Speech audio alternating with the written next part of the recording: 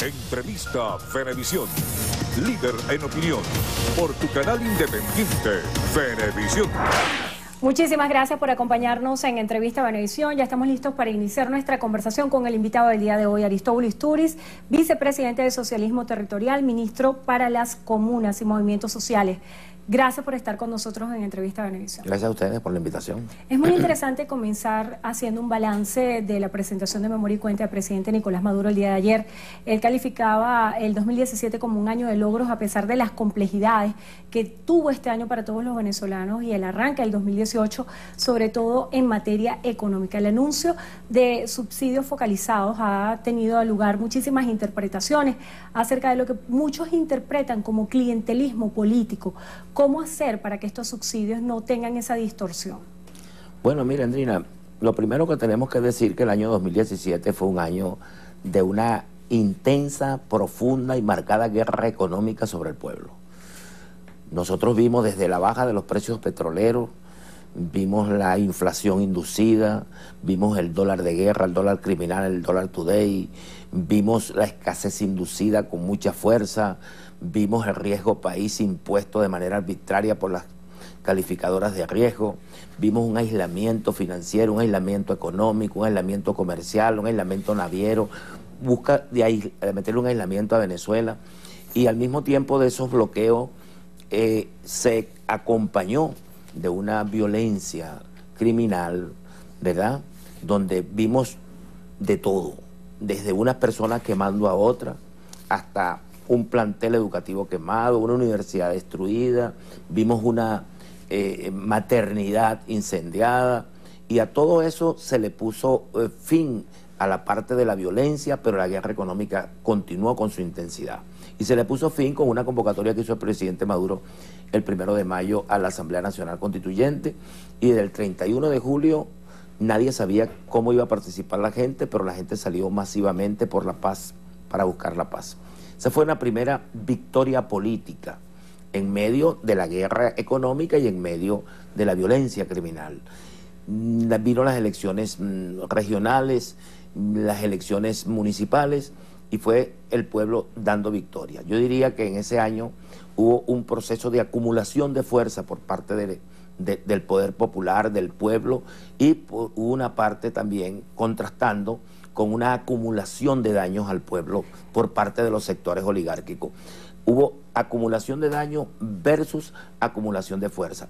El presidente Maduro logró imponer de manera reiterada y terca un conjunto de políticas sociales de acompañamiento al pueblo, de protección al pueblo. Esas políticas de protección al pueblo no resuelven el problema estructural, pero amortiguan el impacto de la guerra económica sobre el pueblo. Imagínate por un segundo que el presidente no hubiese aumentado los salarios o que el presidente no hubiese tomado la medida con los bonos. ¿A dónde hubiese llegado esta situación? Disculpe que lo ataje en esto, pero precisamente acerca de esas variables estructurales y el manejo de la macroeconomía, usted tuvo una responsabilidad muy importante frente al Consejo de Economía Productiva. ¿Qué balance se puede hacer en cuanto al desarrollo de la producción nacional y las estrategias que utilizó el Estado para disminuir fenómenos como la hiperinflación? Fíjate, nosotros podríamos decir que el 2017 cierra con éxito político y éxito desde el punto de vista social, con muchos alcances y muchos logros sociales. En lo económico se echaron bases, porque lo primero que nosotros tenemos que hacer para recuperar la economía es lograr la confianza y lograr la paz. En medio de una guerra criminal no se puede aspirar recuperar la economía.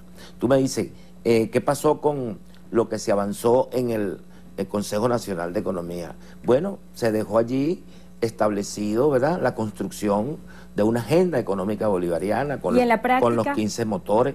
Se ha avanzado en materia de sustitución de importaciones, se ha avanzado en materia de exportaciones no petroleras, que hoy están dando su fruto, y al mismo tiempo nosotros echamos las bases. El presidente presentó a la Asamblea Nacional Constituyente un conjunto de leyes que han venido siendo aprobadas y que sirven de base para lograr la transición hacia el cambio del modelo económico, que es el compromiso, construir, porque está agotado el modelo económico rentista petrolero, y es fundamental construir un nuevo modelo económico productivo, postpetrolero y postrentista.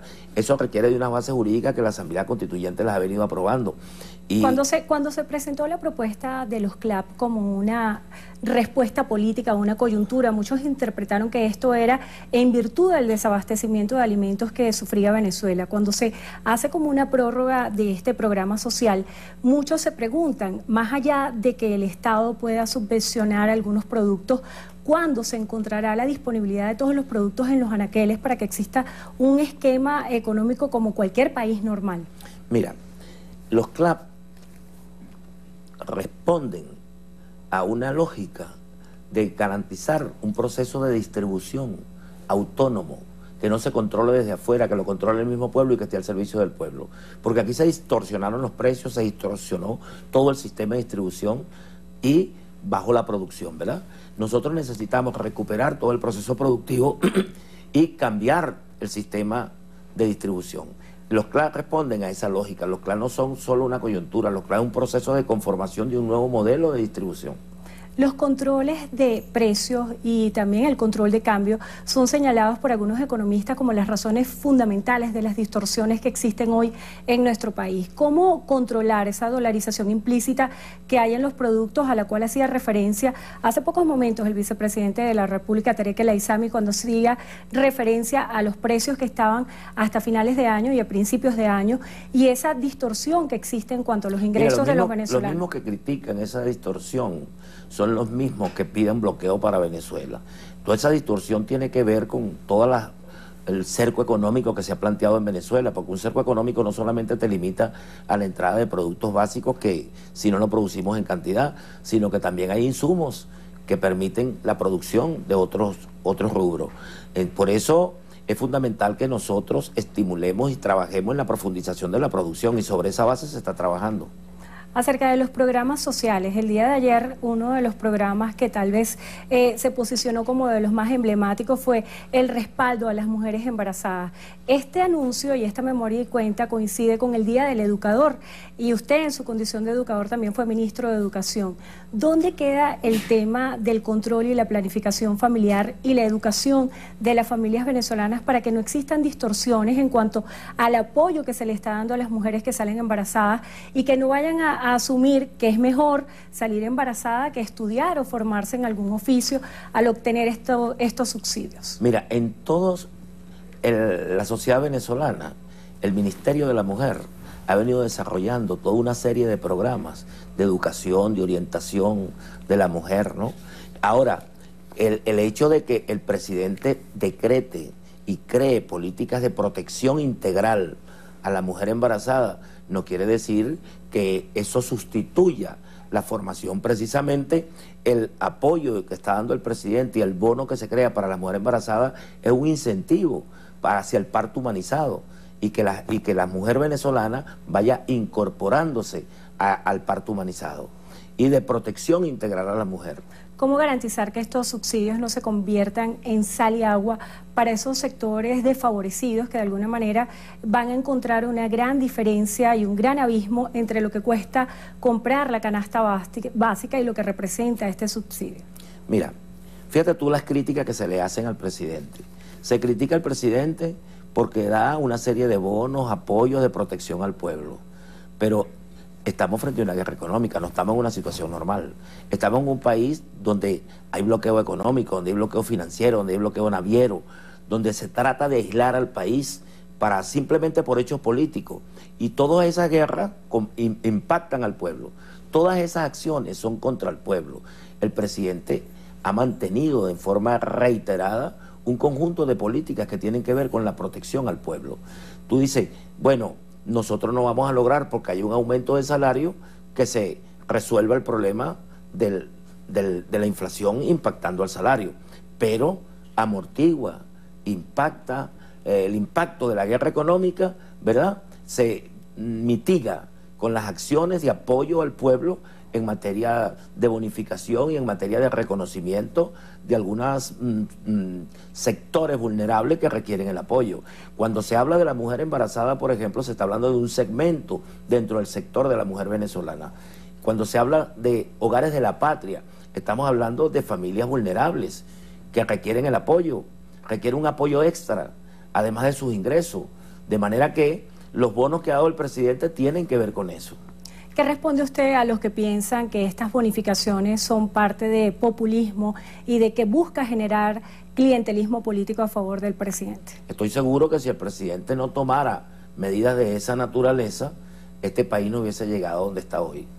Porque todo el mundo se asombra, algunos se asombran de que el gobierno, ¿verdad?, haya llegado hasta hoy, se asombran, porque este país ha resistido. Y la resistencia de este pueblo tiene mucho que ver con las políticas sociales y la posición del presidente Maduro de estar al lado del pueblo. El sistema de remesas, ¿cómo se piensa instrumentar? Es una realidad latente la cantidad de venezolanos que se han ido del país y que de alguna forma quisieran ayudar a los venezolanos familiares que tienen acá. ¿Cómo va a funcionar este sistema de remesas? Bueno, está planteado que con el nuevo DICON, los que envíen su remesa, esas cuentas participen, ¿verdad?, en los llamados que haga cada uno del DICON. El petro, que se ha vendido como una posible respuesta o una salida a la coyuntura económica, surge en medio de muchísimos cuestionamientos de algunos que aseguran de que no se puede tener el petróleo como aval de una moneda según lo que establece la Constitución Nacional, y muchos no entienden la complejidad de lo que representa una criptomoneda. ¿Cómo piensa usted esta puede ser una solución? Poco a poco la gente puede irlo entendiendo. Lo importante es que parte de la guerra económica que nosotros tenemos tiene su peso en el dólar criminal, en el manejo del dólar como la dictadura del dólar que ha venido azotando a los pueblos. Y gracias a eso es que es esta guerra, porque no hay una lógica que explique que un producto aumente, o el mismo dólar, la misma moneda, te aumente 10.000 bolívares de un día para el otro. Sí, eso no lo entiende nadie. Nadie entiende que pase de 100.000 bolívares un dólar. Eso no lo entiende absolutamente nadie y nadie tiene cómo explicarlo. Me gustaría que ellos explicaran cómo es eso.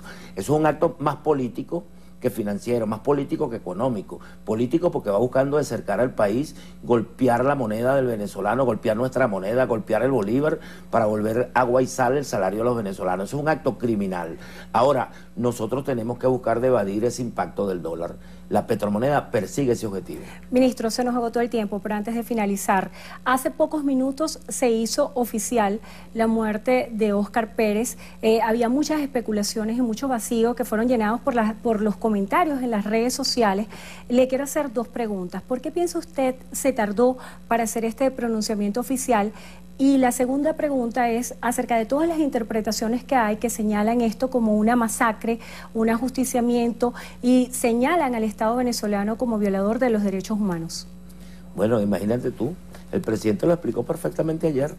El presidente fue explicando cuáles son las acciones criminales en las cuales ese grupo ha incurrido, cuáles eran los planes que tenían, e incluso carro bomba sobre embajadas, y fue producto de un enfrentamiento. No fue producto de que los buscaron para matarlo. No, porque este gobierno no es un gobierno criminal. Este es un gobierno que es respetuoso de los derechos humanos. Pero allí hubo un enfrentamiento y murieron también policías. O sea que no es que fue un grupo de oficiales o policías o gente de seguridad a matar a una gente que estaba tranquila sin hacer nada. Fue un enfrentamiento. Y en ese enfrentamiento hay muertos y heridos de lado y lado. Delsa Solórzano, en representación de la Comisión de Política Interior de la Asamblea Nacional, está exigiendo que se abra una investigación de este caso. ¿Cómo piensa usted se pueden definir todas estas incertidumbres que hay acerca de qué fue lo que en realidad ocurrió con el caso de Óscar Pérez? Bueno, ya el gobierno ha dado su versión oficial, que la dio el ministro de Relaciones Interiores. Ahí está la versión. El que quiere investigar algo tiene que ser partiendo de allí. Y ahí está la Fiscalía General de la República a la que se puede acudir. Y están, bueno, la Comisión de la Verdad. Hay muchos escenarios en este país donde se puede transitar para lograr ratificar lo que para nosotros es una verdad. ¿La incursión de civiles en esta operación? Bueno, la incursión de civiles en esta operación fue por parte de ellos. porque los otros son los cuerpos de seguridad que tenían la investigación, que le estaban haciendo seguimiento, y los cuerpos de inteligencia. Se nos agotó el tiempo. Muchísimas gracias por estar con nosotros hoy en Entrevista a Venevisión. Aristóbulo Isturiz, vicepresidente del Socialismo Territorial, ministro para las Comunas y Movimientos Sociales. Gracias por estar con nosotros hoy en Entrevista a Venevisión, y gracias a ustedes también por habernos acompañado. Que tengan todos buenas tardes.